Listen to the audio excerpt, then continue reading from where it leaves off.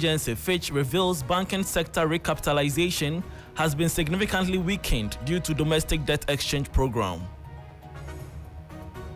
Also, Bank of Ghana hints it will seek recapitalization after a successful IMF program.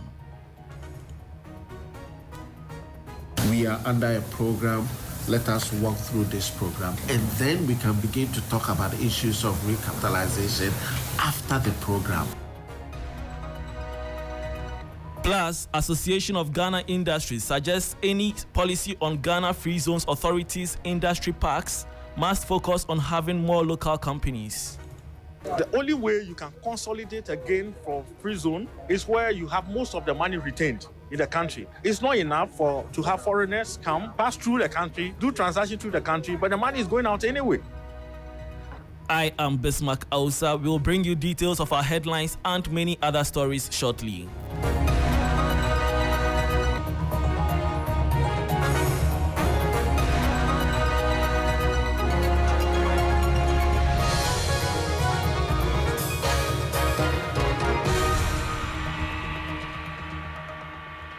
Thanks for staying with us. Now to our very first story. Rating agency Fitch has revealed that the banking sector's capitalization has been significantly weakened as a result of the large losses imposed on bondholders under the domestic debt exchange program.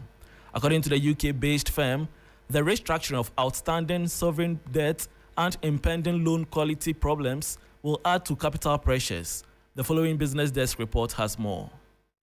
The UK-based firm had earlier said that Ghanaian banks' capital will still weaken significantly as a result of Ghana's sovereign domestic debt restructuring. Fitch estimates the current account deficit will narrow to 0.8% of gross domestic product in 2023 from 2.1% in 2022, supported by suspension of external debt service and improved terms of trade. In 2024 and 2025, the current account deficit should remain moderate at 2.1% and 1.9% of GDP, respectively.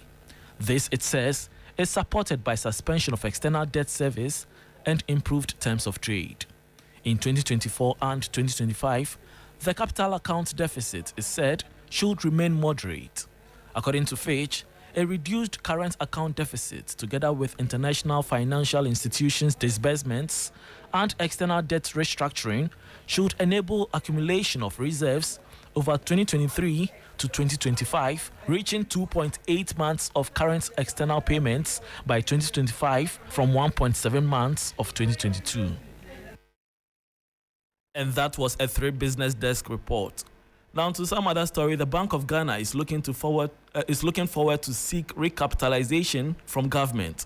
This follows losses incurred by the bank in its annual report following the domestic debt exchange program. Director of Research at the Bank of Ghana, Philip Abredu-Otu, says the move can only take effect after a successful IMF program. Cast your mind back to 25th of July when the Bank of England talked about the fact that it had made losses on its books to the tune of £150 billion. Then the Bank of England immediately says that government, we've made these losses. We need to get this money from government immediately, else going forward our operations are going to be impaired. So the almighty BOG has made losses from its quantitative easing program. So their losses are also coming from interest rate variations. So at the beginning of the discussions with the IMF, the issue of recap came in, and we said that, look, we are under a program, let us walk through this program, and then we can begin to talk about issues of recapitalization after the program. The program ends in 3 years' time. The Director of Finance is saying that at the 5th year to 7th year, the issue of recapitalization won't be very high on the government's agenda. So these are things will be high on government's agenda. That was the Director of Research at the Bank of Ghana, Philip Abredu-Otu. Meanwhile, banking consultant Dr. Kojo Abuaji-Debra is cautioning the central bank to focus on its mandate of price and financial stability. He was reacting to the bank's recapitalization plans with government in 2027. we have price stability? Answer is no. Secondly, looking at the emerging issues within the financial sector, do we have stability? It's a relative issue. And I want to plead with them that, look, don't let us compare ourselves to Central Bank of England. It will be a suicidal thing for them, because if we subject them to these two criteria, it may be problematic. And I want to plead that, look, they need to reverse, and let us continue to support them in terms of the sympathy we are giving because of the difficulties they are going through. But if they're trying to explain, would they have their own right to communicate to us, to explain why things have gone that way?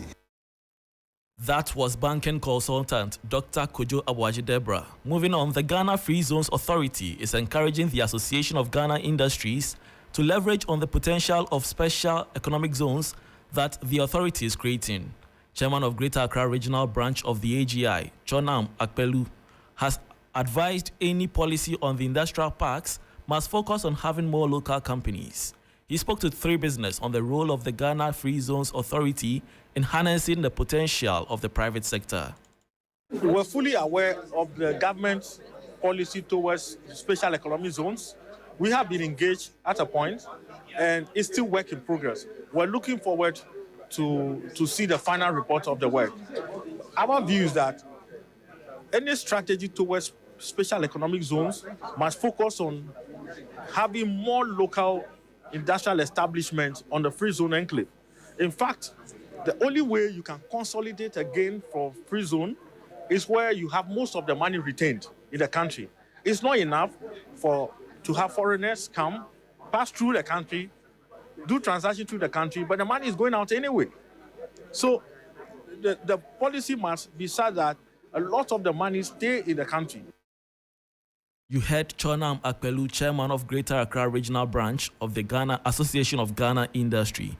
Remember, this is still the business news on Sunrise.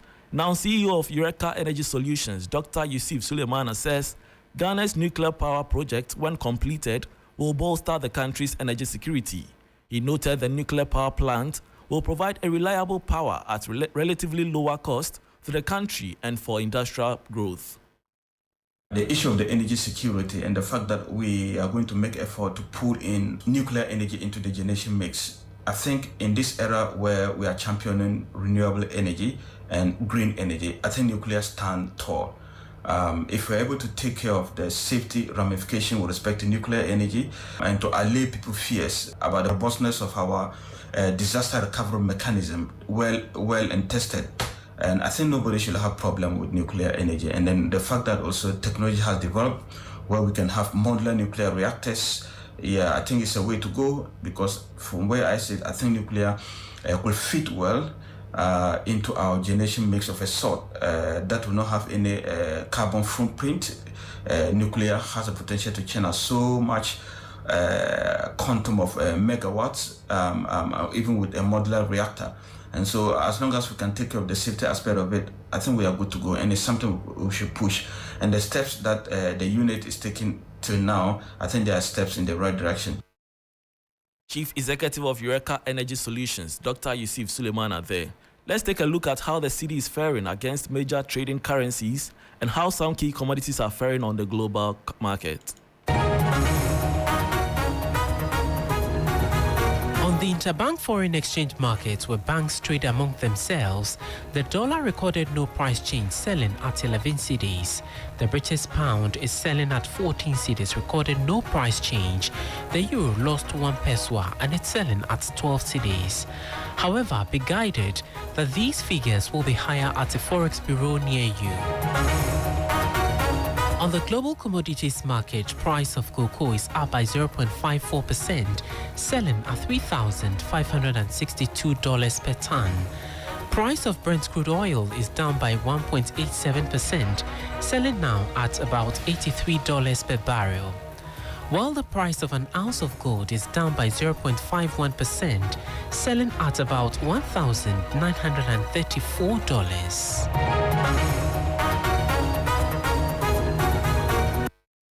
That was an update on the commodities and forex markets. On the international front, a senior Treasury official said there's limited implications for for the price of government debt from the move by Fitch Ratings to cut the US AAA sovereign rating.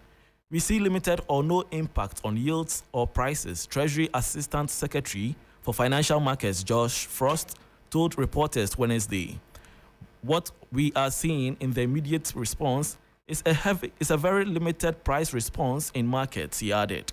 And that will be all for the business news on Sunrise. For more business stories, please check out our website 3news.com. Owuraku Ampofo is up next with sports. Please stay.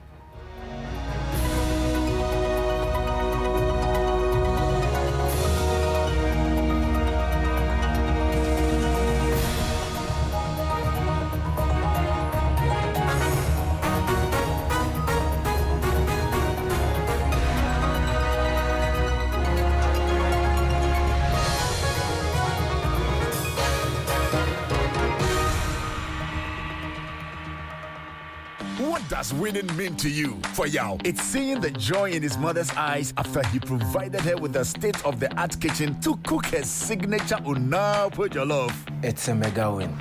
For Ajua, it's turning her passion for photography into a successful career while providing her children with the best education possible. It's a mega win.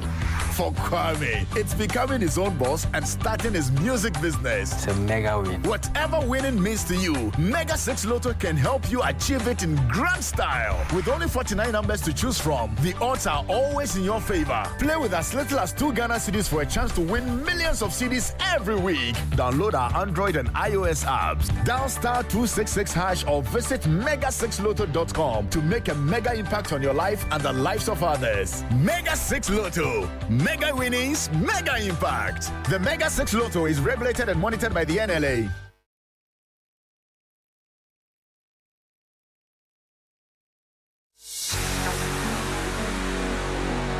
Are you a great FIFA player?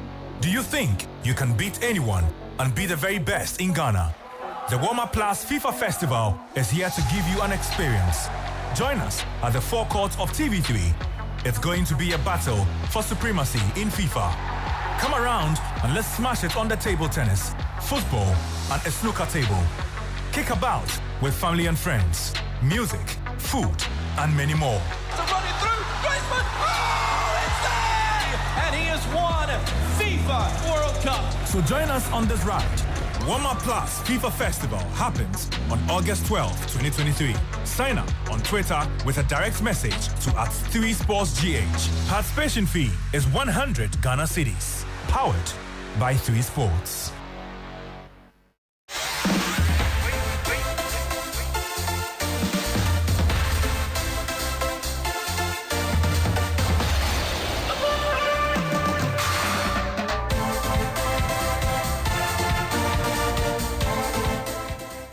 Hello, good morning and welcome to Sunrise, and it's time for the sports segment here with me, Owuraku Ampofo, on 3FM 92.7 and the Sunrise. Remember that the sports segment is brought to you by Mega 6 Lotto.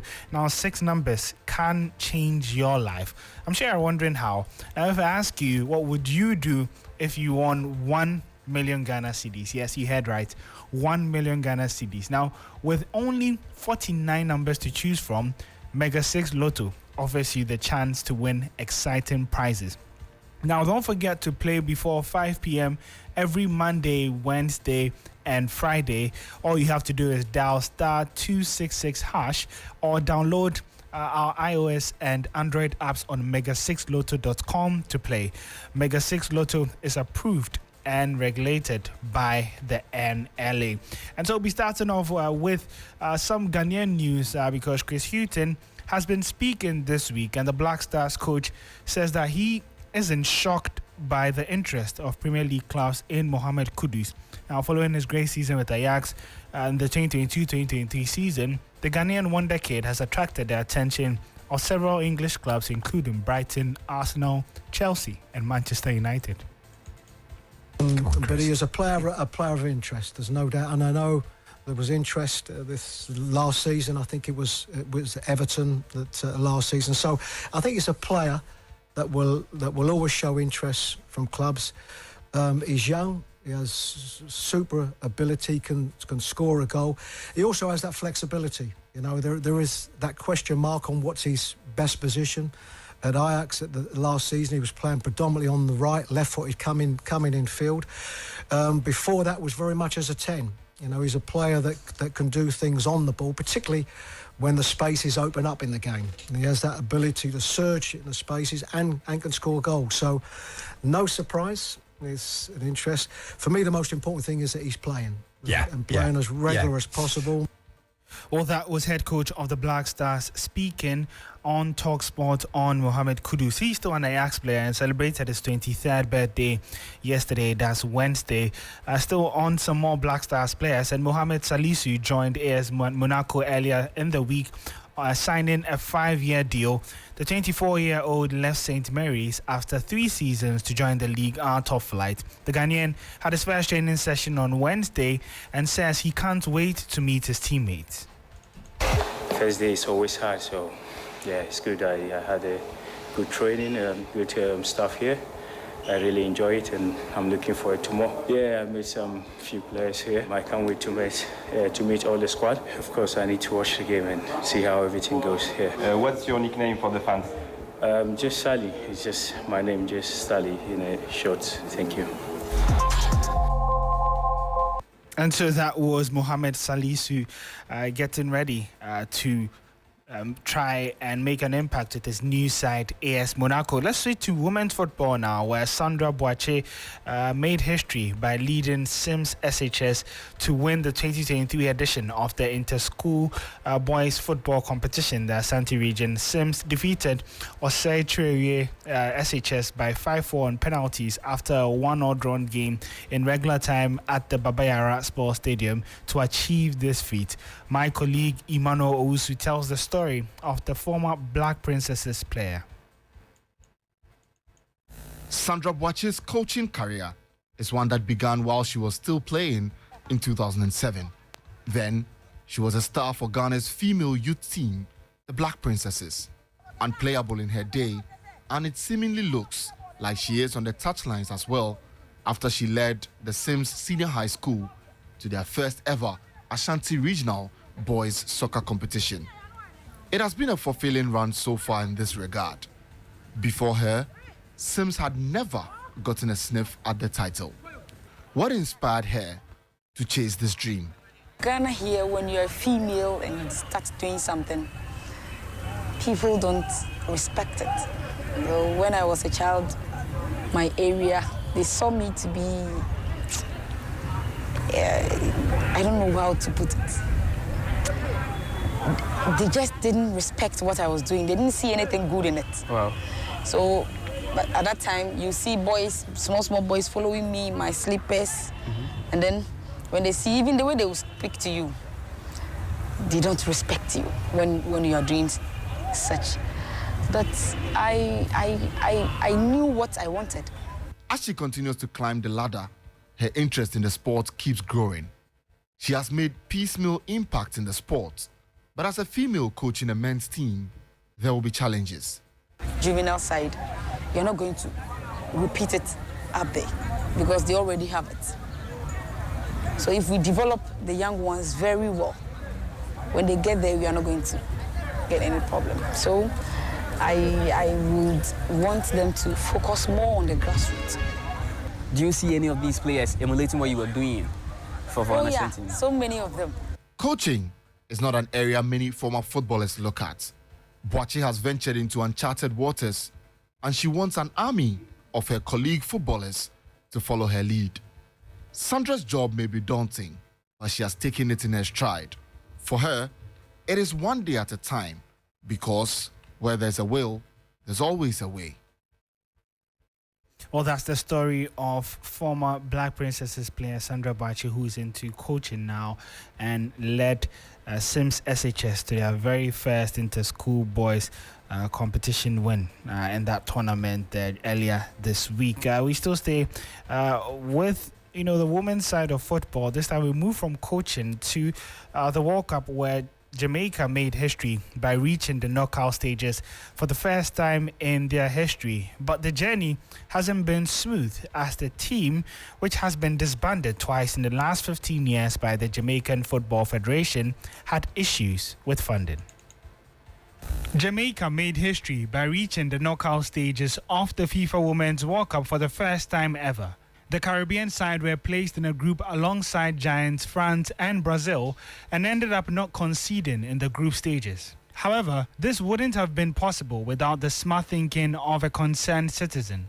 Jamaica's preparations for the Mundial had hit a roadblock and seemed so uncertain with the lack of funds. Players such as Chaina Matthews and Captain Khadija Shaw publicly demanded solutions from the Jamaican Football Federation. However, their cries were ignored.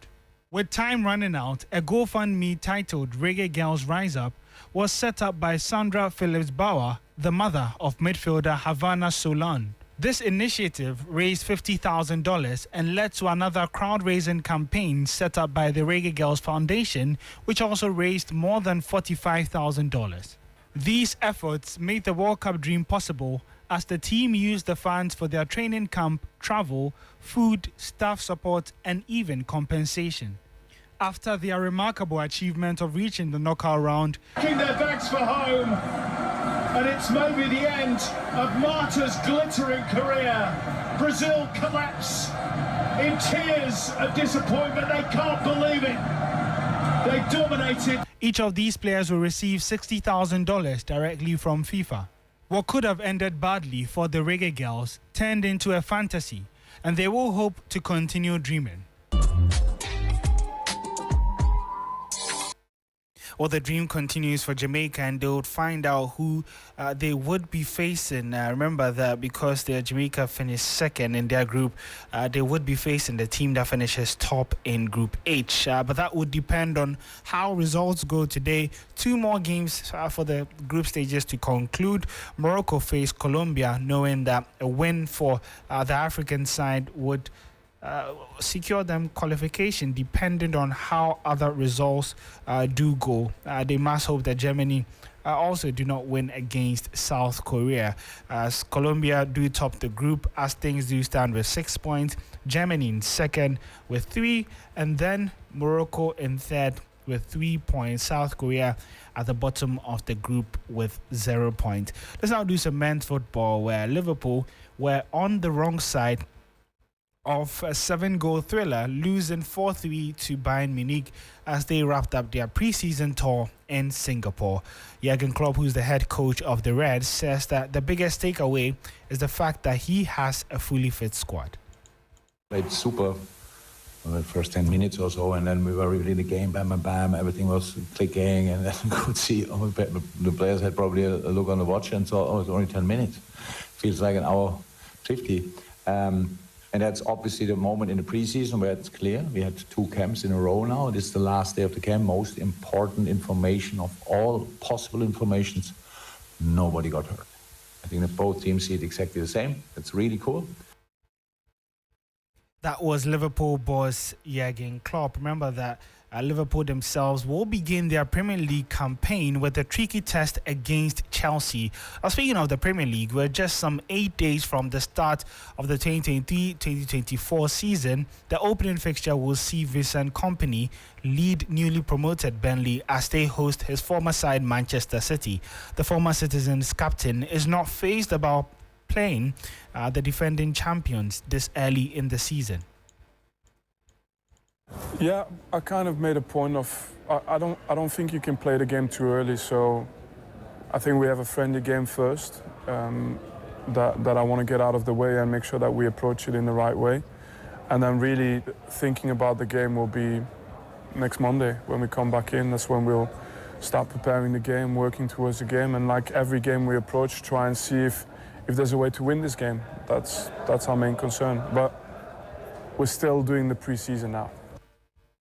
We still stay in the English Premier League, where Aston Villa have been very busy in the transfer market, signing players such as Morgan Sanson, Yuri Tillemans, Paul Torres, who is the centre-back formerly of Villarreal, and then Bayer Leverkusen winger Moussa Diaby, who was the latest signing to join Aston Villa. Now, head coach Unai Emery has been speaking to the media about how he thinks the new signings could settle, especially considering that they will be playing in Europe this season.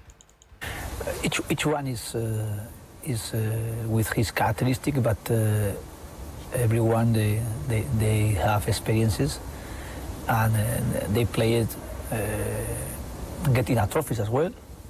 Pau Torres as central back, and he's going to help us in the build-up. He's going to help us to have 4 players as a central defender, playing sometimes with two, sometimes with 3, and we are going to play this year hopefully more matches than last year. Then Yuri Tillemans, his experience as well is a high level. With Leicester he played in Champion. With Leicester he won title. With his national team he's playing regularly. And in the middle for us it's very important to add one player to keep being consistent with Kamara, with Donker, with Douglas, and with Yuri Tillemans have more capacity or more versatile option with the players playing with 2 or playing with 3. That was very specific from Aston Villa coach Unai Emery. We still stay in the Premier League, where after 4 years at Newcastle, Alain Saint-Maximin said goodbye to Newcastle as he joined Saudi Pro League side Al Ahly. Now, his former head coach Eddie Howe has been explaining why he let go of the pacey winger. What a talent, an incredible player. Very unpredictable in a sense that when he's playing, there's an air of excitement when he gets the ball because you don't quite know what's going to happen next. Is the ability to beat 4 or 5 people in one move. And I think when you look back through the history of what he's done for Newcastle, he's been incredible, because I think during the dark times he really was a beacon of light, really, at times when he offered hope for the supporters and everyone connected with the club. So he's going to be a big miss. I think he was popular in the dressing room, very popular with the supporters, and I had a really good relationship with him as well. Until that was Eddie Howe, full of praise for Saint-Maximin, who has said goodbye to Newcastle and would be another addition in the growing list of players, high-profile players, in fact, moving to the Saudi Pro League. That's how we'll be wrapping up the sports segment here on Sunrise. Remember, you can get some more sports updates on our social media handle at 3SportsGH on Twitter, Facebook, and Instagram. Remember that the sports segment on Sunrise was brought to you by Mega 6 Lotto, and 6 numbers can change your life. If I was to ask you what you would do with 1 million Ghana cedis today, what would be your answer? Well, you don't only have to think about the answer. That money could be yours, because with only 49 numbers to choose from, Mega 6 Lotto offers you the chance to win exciting prizes. Now, don't forget to play before 5 p.m. every Monday, Wednesday, and Friday. I'm sure you're wondering, how can you participate in all this? All you have to do is just dial *266# or download our iOS and Android apps on mega6lotto.com to play. Mega 6 Lotto is approved and regulated by the NLA. We'll be back again same time next week as we continue to bring you the latest in the world of sports.